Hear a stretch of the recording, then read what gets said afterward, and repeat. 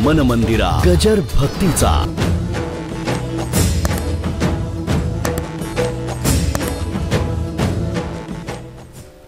म्हणून मोलकरीण तुमचा एक वावगा शब्द ऐकत नाही.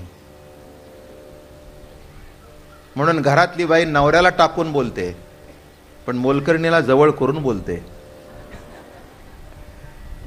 इथे आहेत सगळे बसलेले. नवऱ्याला फाडकन बोलेल, गप्पा बसा तुम्हाला काही कळत नाही. पण तिला बोलताना संध्याकाळी नाही आलं तर कोणी घासायचं. गणित असं आहे बघा. कारण तिलाही असतो, ती ठसक्यात सांगते, बाई मला आज फिरायला जायचंय बाहेर जरा. अगं पण परवाच गेली होतीस. परवा गेली म्हणजे आज जाऊ नये का? नाही तर दुसरं बघा.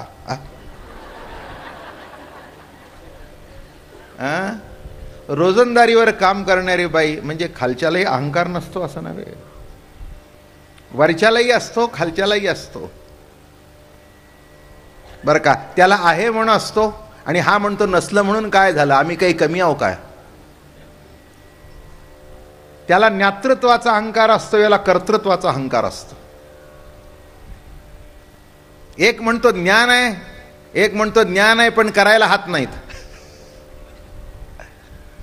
काय, एक म्हणतो ज्ञान आहे, दुसरं म्हणतो अरे ज्ञान असेल पण करायला कुठे हात आहेत. म्हणून हे सगळं संपवलं आणि एक सुंदर परंपरा निर्माण झाली की ज्यामध्ये ज्ञानही आपापल्या तेजाने ज्ञान सूर्यासारखं तळपू लागलं आणि नाम चंद्रासारखं शीतलता देऊ लागलं. अशी दोन आपापल्या तऱ्हेने परिपूर्णतेने या जगामध्ये. या चंद्राला अमावस्या आहे, नामरूपी चंद्र अखंड पौर्णिमाचा आहे, अखंड पौर्णिमेमध्ये वावरत असतो. पण असं घडलं नामदेव महाराजांच्या बाबतीत. काल सांगितलं आपल्याला, देव आधी भेटला.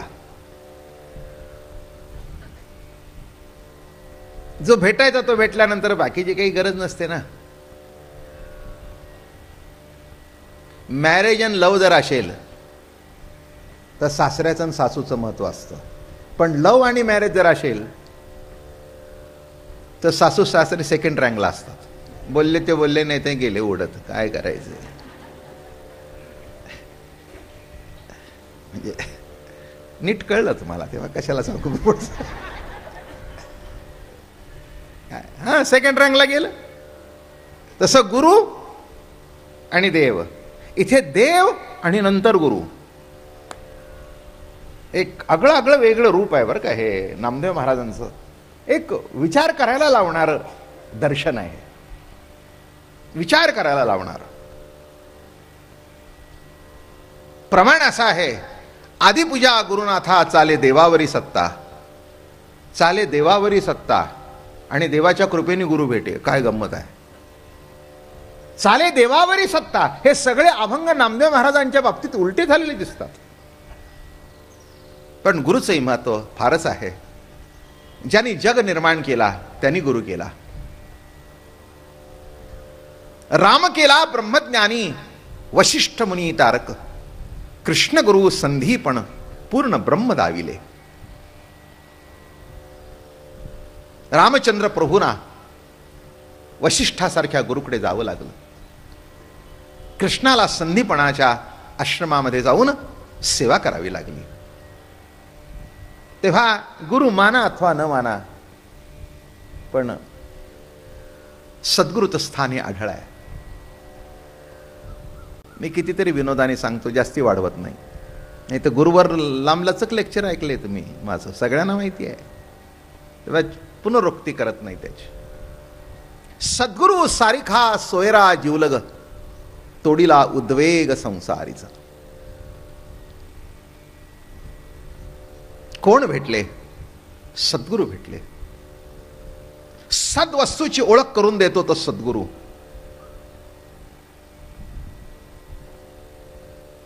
गुरु शेकडो, सद्गुरु एक. पत्न्या अनेक असू शकतात, आई एक. भाऊ अनेक असू शकतात, बाप एक. तसं गुरु अनेक, सद्गुरु एक. व्यवहारामध्ये गुरु आहेत, परमार्थामध्ये गुरु आहेत, प्रत्येक गोष्टीला गुरु आहेच आहे, नाही का? आपण आयुष्यात कधी दारू पिलेला नसतो, पण जो प्यायला शिकवतो त्यातला गुरुच ना. अमान्य करता नाही का? आम्ही पित नव्हतो, तो आमच्या जोडीला आला आणि मग आम्ही पिऊ लागलो. गुरु माऊली, तोही गुरुच. आकडा लावायला शिकवणाराही गुरुच. मांस मटण खायला खादी खात नव्हते पण खायला लागला शिकवणारा गुरुच. पैसे खायला शिकवणारा गुरुच. एक काय गुरु आहेत? बाप गुरु, आई गुरु, भाऊ गुरु, पत्ते खेळायला शिकवणारा गुरु नाही का? काही गुरु कमी आहेत का? सगळेच गुरु. काय ही काही गुरुची रांगच बसली की? बायको गुरु, बायको काय गुरु नाही काय? अमान्य करून जमत नाही. तीच शिकवते.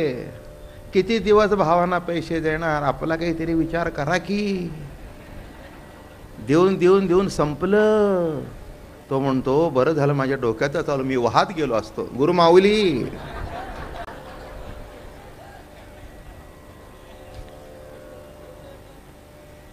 त्या महिन्यापासून अंमलात. हे बघ, या महिन्यापासून माझ्याकडे काही मागायचं नाही. आता आम्ही खूप केलं तुमचं, पण आमचं काही आहे का नाही? गुरु अनुग्रह पक्का झाला. म्हणून आता किती गुरुची अशी तुफान. निम्म्याला निम्मे आहेत. निम्मे शिष्य निम्मे गुरु. आता काही गुरु नाहीत. तुम्ही गुरु होता काही वेळेला. एक सांगू का? प्रत्येक माणूस कुणाचा नाही कुणाचा तरी गुरु असतो, कुणाचा नाही कुणाचा तरी शिष्य असतो, पण जीवनामध्ये सद्गुरू एकच असतो, बरं का? म्हणून लांबड लावायची म्हटलं तर खूप लावता येतं, काय त्याच्यात आहे. पण एकदा नमुना सांगितल्यानंतर तुम्हाला कळलं. सद्गुरू मंत्रतंत्र उपदेशती, घरोघरी गुरु आहेच आयती. शिष्या ते मिळवी सद्वस्तु ते, आणि सद्गुरू त्या ते श्रीकृष्ण मानी. किती भागवतातली सुंदर ओवी आहे. सद्गुरू त्या ते श्रीकृष्ण मानी. श्रीकृष्ण त्याला सद्गुरू मानतो. जो शिष्याची मरण चिंता चुकवतो तो सद्गुरू, नाही का? माणसाला जन्माची भीती आहे तशी मरणाची भीती आहे. जन्माची भीती असूनही उपयोग नाही, कारण होतच जन्म. पण मरणाची भीती आहे. मला नेहमी असं वाटतं, माणूस मरणाला घाबरतो का? जगात एकच गोष्टी अशी आहे की ते जेव्हा येईल तेव्हा जगातल्या सगळ्याच भानगडी संपतील तुमच्या मागच्या. घाबरायचं कारण का? नाही का? माणसं म्हणतात मेल्यावर माझं कसं होईल. मला असं म्हणजे मागच्यांचं कसं होईल म्हटलं तर ठीक आहे, पण मेल्यावर माझं कसं होईल म्हणजे मला काय अजून कळलं नाही. याच्यातलं माझ्याच डोक्यात शिरत नाही. म्हणजे हा मरून जाऊन केव्हा वर गेला होता आणि केव्हा वरून बघून खाली आला. अहो, मरण म्हणजे त्याला सोहळा म्हटलंय त्याने. मरण म्हणजे सोहळा म्हटलंय. तिथे काय, ज्या क्षणाला मरण येईल तिथे संपलं. पण घाबरतात का माणसं? मी तुम्हाला त्याचं सांगतो कारण. आयुष्यभर तो पाप करतो, त्याची नक्की खात्री आहे आम्ही यमपुरीत जाणार. आणि त्याला नक्की माहिती आहे आपल्या करता ती तेलाची कढई उकळते आणि त्याच्यात उलटा टाकणार, म्हणून घाबरतो. म्हणजे तो मरणाला घाबरत नाही. आता हे जर इथे जळलं तर वर कोण भासते तुला? नाही नाही, हे इथेच जाळणार आहेत ना. हे कुठे जाळणार आहेत? अहो इथेच जाळणार आहेत. आता ते तिथे नेऊन तुला कोण कोण सुजलंय तुला भाजणे इतका तरी कशाची यमपुरीने काय? एक लक्षात ठेवा, इथे जे दुःख मानसिक बौद्धिक भोगावं लागतं तीच यमयातना असते. कशाची यमपुरीने घेऊन बसला? पण तुम्हाला भीती वाटते की मेल्यानंतर मी यमपुरीत जाणार आणि मग मला त्या चक्रावर घालणार आणि असं घालणार, असं कापून काढणार. पाप जो करत नाही त्याला घाबरायचं काही कारण नाही. आणि नाम जो घेतो तो पापाकडे प्रवृत्त होत नाही. आणि यदा कदाचित चुकून जर घडलं तर त्या नामाच्या आधाराने त्याचं पाप धुतलं जातं. हे वर्म लक्षात ठेवा की नाम मुळात पापाकडे प्रवृत्तच करत नाही, पण चुकून घडण्याची शक्यता आहे. अशक्यता काही नाही. कोणी म्हणू नये की नाही, केव्हा घडेल तुमचं तुम्हाला कळून यायचं नाही, सांगता येत नाही. आणि सामान्य मनुष्य करून करून काय पाप करतो, एवढं मोठं असं काही नाही. इथे कोणी काय खुणी बिणी आहेत काय, नाही का? काही काही कोठी मोठी लांडी लवाडी किरकोळ आपलं चालतं, ती लहानपणापासूनच सवय असते.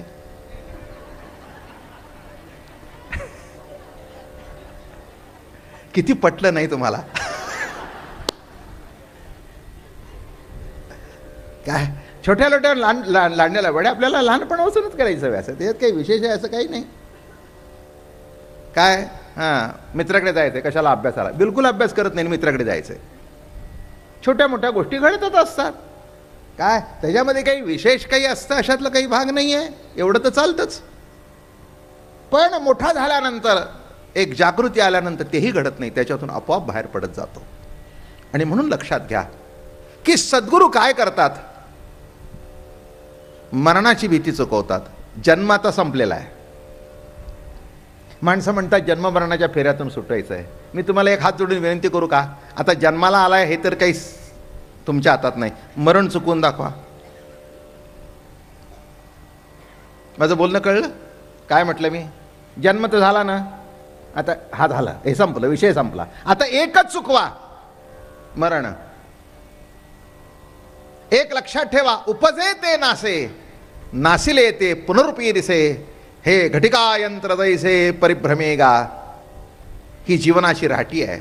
आणि एकदा ती राहटी कळली म्हणजे दुःख व्हायचं काही कारण म्हणून जन्म मरणाची विसरलो चिंता, आणि तू माझ्या अनंता माय बाप्पा. तुकाराम महाराज सारखा महात्मा म्हणतो, घेईन मी जन्म याज साठी देवा, तुझी चरण सेवा साधावया. घेईन मी जन्म याज साठी देवा.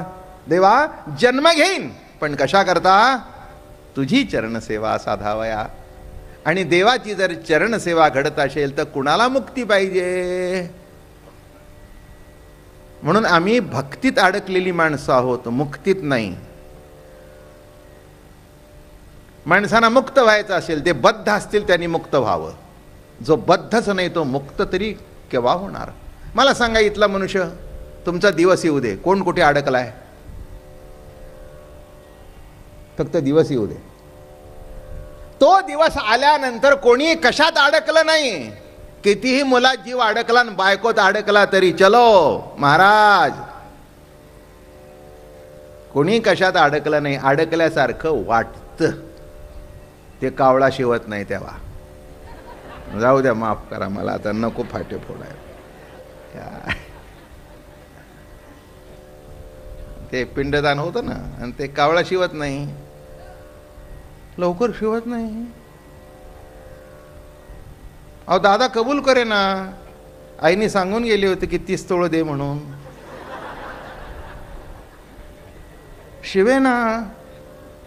शेवटी जेव्हा दादा म्हणला, आई काळजी करू नको, यमुनेचे 30 तोळे देऊन टाकीन, म्हटल्याबरोबर शिवला.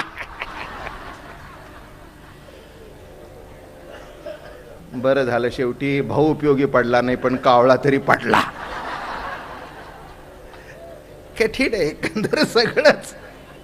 माफ करा मला, तुम्हाला कदाचित माझं बोलणं आवडणार नाही, पण वारकरी संत या सगळ्यातून बाहेर पडले.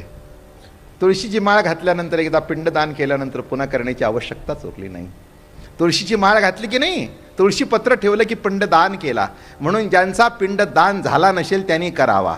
वारकरी हा जिवंतपणी देवाला पिंडदान करून टाकतो, असा सिद्धांत आहे त्याच्यात. हे त्याच्यातलं वैशिष्ट्य आहे. मागे पोरं दान करतील का नाही पिंड विचार करू नका, आपल्या हाताने अर्पण करून टाका. तुळशीची माळ घाला आणि त्याचं नाव घ्या, झाला दान तुमचं. मी गुरु सांगतोय, जो जन्माची मरणाची व्यथा चुकवतो तो कशाला घाबरतोस मरणाला? मरण माझे मरुणी गेले, मजला केले अमर.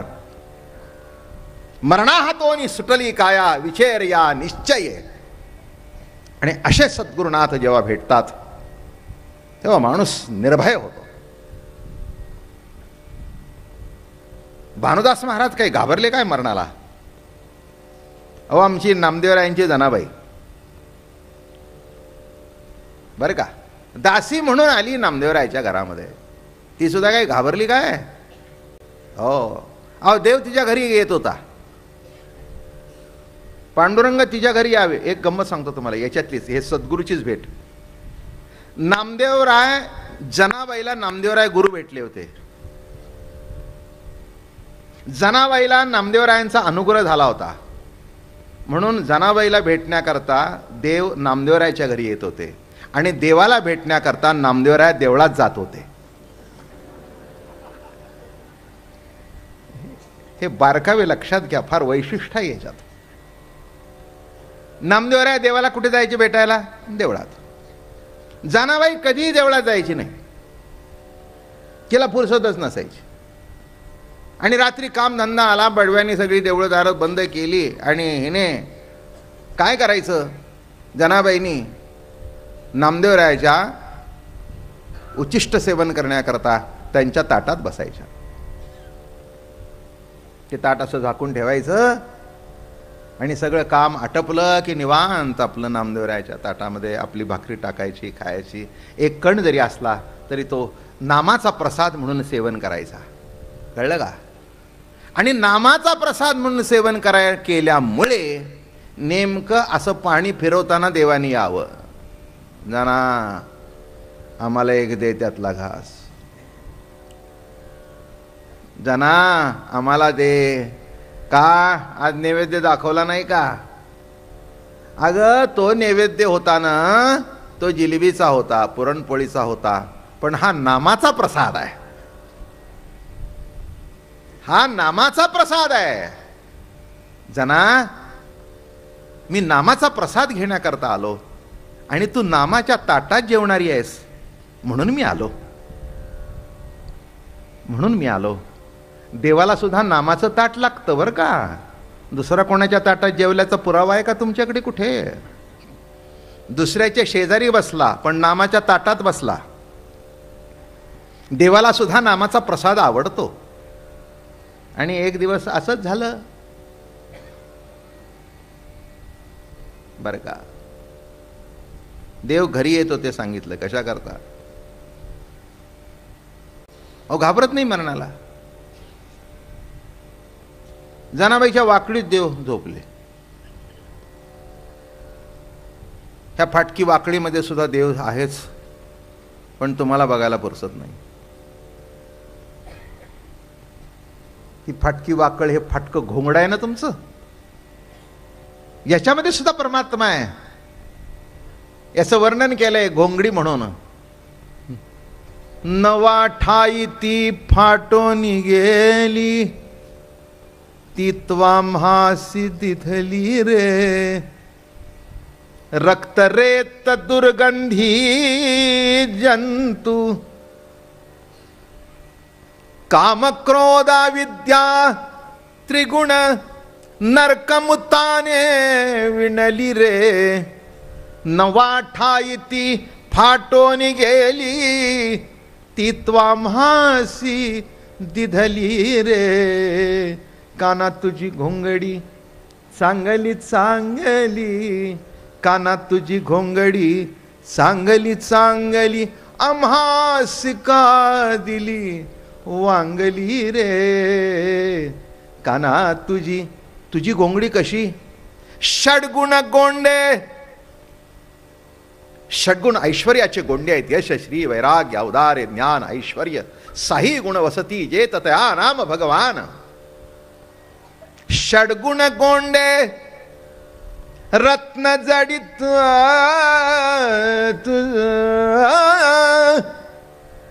षडगुण गोंडे रत्न जडित तुझ श्याम सुंदरा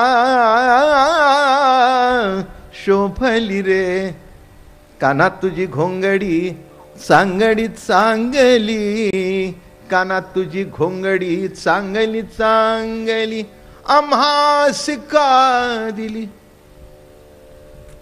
काय मजेशीर ज्ञानोबा. आम्हा तुझी मात्र अगदी काय गोंडे काय, षडगुण काय, यश काय, श्री काय, वैराग्य काय, काय एक एक गोंड आम्हासी का दिली. वांगली अशी घोंगडी, म्हातारी होणारी, 9 ठिकाणी फाटलेली, कधी इथून गळते, कधी इथून गळते, कधी इथून लाळ गळते. आम्हाला अशी फाटकी तुटकी घोंगडी दिलीस, तुझी घोंगडी चांगली. पण शेवटी माऊली म्हणले असू दे असू दे असू दे, पण अशा घोंगडीतूनच तू वावरतोयस ना. निर्गुण निराकार परमात्मा या देहातूनच वावरतो, त्याला सुद्धा ह्या देहाचा आधार घ्यावा लागतो. प्रत्ययरूप परमात्मा प्रतितीवर राधेच्या खांद्यावर हात ठेवतो, तसं परमात्म्याला देहाचा जीवाचाच आधार घ्यावा लागतो प्रगट होण्याकरता. असो. आणि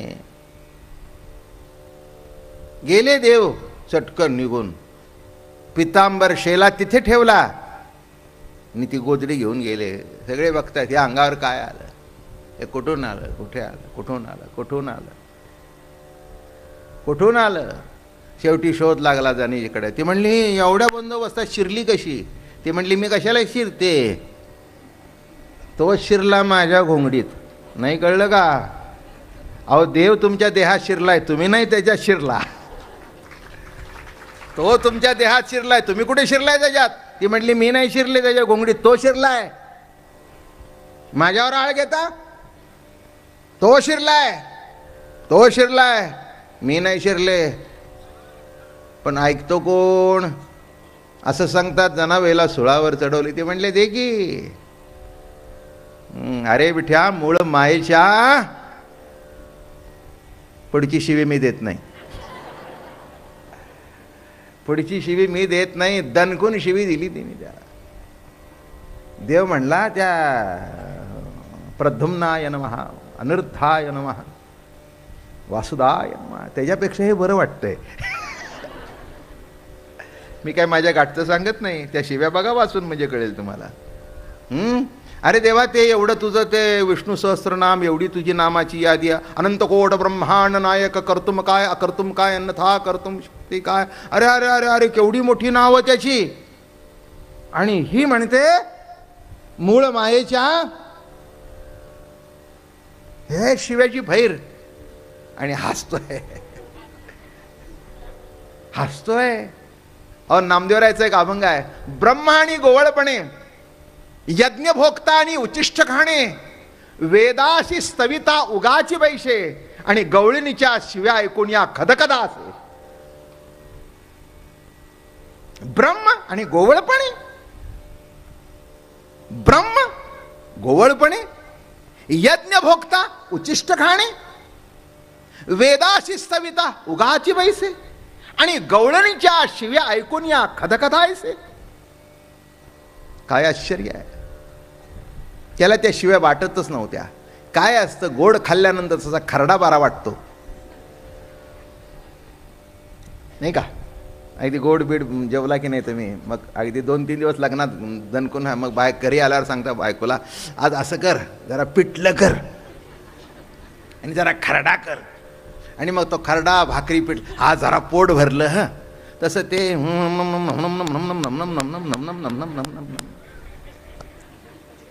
हे देवाला तो म्हणला हे मला पाठ आहे, पण ह्या जनाबाईच्या गल्लीतल्या मला ऐकायला मिळत नाहीत. काय हे सगळं मला पाठ झालं. रोज सगळ्यांनी तेच म्हणायचं, जे येईल ते तेच म्हणतंय. असं असं करायचं आणि म्हणायचं. जनाबाईने असं असं कधी केलं नाही, त्याला असं केलं. माझं म्हणणं कळलं. तुम्ही बघा पुष्कळच्या देवळात गेला. मी म्हटलं अशी का पाळी आली तुमच्यावर, ही अशी का पाळी आली. मी तुम्हाला सांगू, आयुष्यात कोणाही समोर थोपाडीत मारून घ्यायची पाळी येऊ नये, देवासमोर सुद्धा. जाऊ द्या. ते असं असं करायला लागली ही जनाबाई. ती म्हणली ही तर काही निराळच दिसते. हा ते म्हणले हे हे आमच्या गल्लीतले आहेत. ही पुष्पमाला घे कशी आहे ती बघ, गावरान मेवा तो येतो ना पिवळा विकायला, मैना काय म्हणतात तिला, काहीतरी ते असते बघा. काय ते आता त्याची त्या खरड्याची चव, जनाबाईच्या शिव्या. अरे म्हणे मी कशाला चोरलंय, हा माझ्या घरी आला. मन मंदिरा गजर भक्तीचा.